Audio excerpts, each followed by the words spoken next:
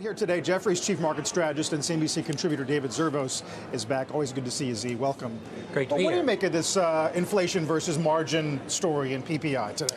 You know, we had a big surprise last time. A lot of it revised away, and then this big surprise to downside. It's a volatile number, and the big number's tomorrow.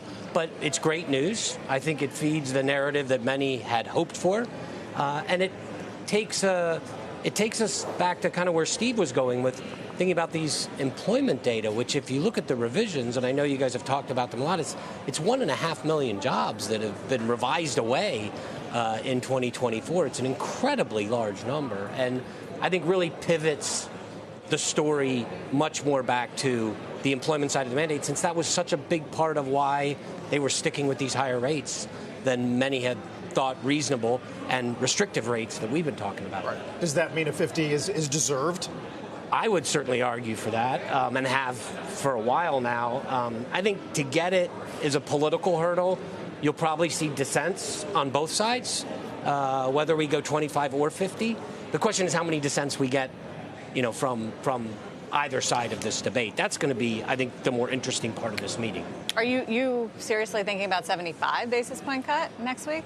I actually think there's a very cogent case for 75, but I just don't think politically it could get through. I don't think it'll even be on the docket. But what is I mean, I get the case for cutting. I feel like that case, I've been on board for a long time, as inflation has not reared its head and there's been signs of weakness in the jobs market. But the fact is, they've still missed their inflation target for the last few years, and they're not there yet. So what would cause them to cut 75? I think the real question is back to the employment side. We've seen that the household survey has largely been the truth. The establishment survey has been what guided the Fed to this belief that it need to stay restrictive, and that's been revised away. So now you're saying maximum employment, price stability. If you really feel comfortable that price stability is in the crosshairs, which I do believe today's data help with, and a lot of the data over the last year or so, if not more, have suggested that, it's time to focus a little bit more on the other side and get yourself back to neutral. Neutral is not even 75 basis points away. For me, it's well over 100. How fast do you have to get to neutral? Don't you want to do a little to see how the market, especially with stocks at a record high, credit at spreads? I mean, it's really easy conditions. So what are you trying to achieve with a 75? I guess what you're saying is that the employment story that's been spun has just unraveled. And what's interesting about that unraveling, Sarah, I think the most interesting part of the data this week, not the PPI, was really what this implies for that immigration narrative that was such a big part of the discussion that we had, all this immigration that was helping feed jobs without creating inflation, sort of running out of people. And then the productivity story that sort of rears its head, we said we actually created all this GDP with a lot less workers. So I'm surprised so many people, a number of people haven't come on here and said, hey, the AI story is actually maybe bigger than we thought. And that sort of 90s parallel to low inflation, supply side, strong growth is actually more in the crosshairs of where we are today. And that's a great sign for risk assets.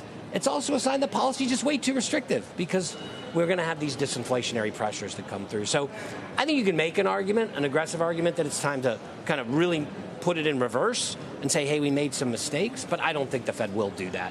But I think you can make that argument. I would. You mentioned AI. I'm curious, have you formulated a longer-term view in terms of the impact yet at this point on employment and just in general efficiency and margins, David, or just too early? It's so early, Dave, but you talk to so many of the leading-edge investors and entrepreneurs in this, and I always say to some of them, some of the ones that tell me we're going to lose 5, 6, 7 million jobs over the next 3, 4, 5 years, that AI is just going to, and not lose them in the sense that there's other things for them to do. We could retool them, but those specific jobs go.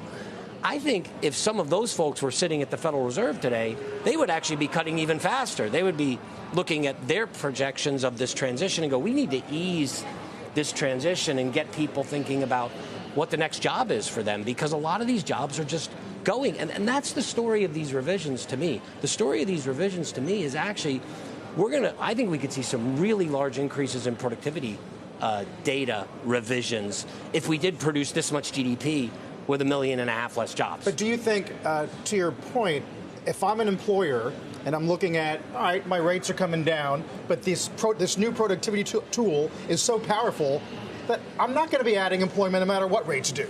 Are we going to reach that, like when a sailboat can't catch the wind anymore? Well, I mean, I think there are some jobs like construction, housing, these things.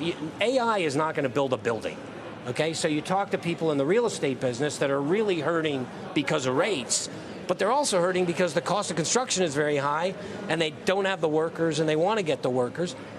You need these folks. You need folks to be in there, and you need the cost of building to go down to get affordability back. So I think rates could help.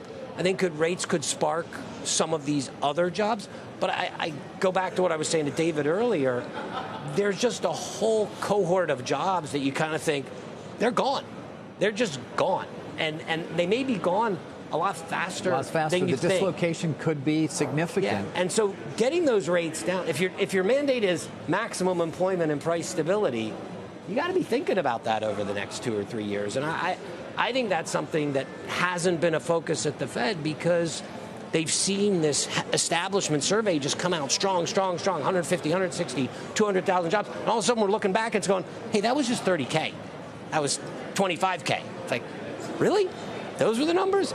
That's kind of what you have to go. Well, we sat here watching it every Friday going, for a year going, wow, that's a crazy big number. And it's just not there. Right. I mean, we're waiting for another revision, too. Yes. Yeah. I get you. But it's pretty big, Carl, right? It is big. It's the biggest ever. And I think that should be the debate around the table. And it's great news on inflation. And it's been great news on inflation. So it's not coming through the way those with the Chicken Little tariff story had spun it back in April. Right. Thankfully. David, thanks. Always as always, David Zervos.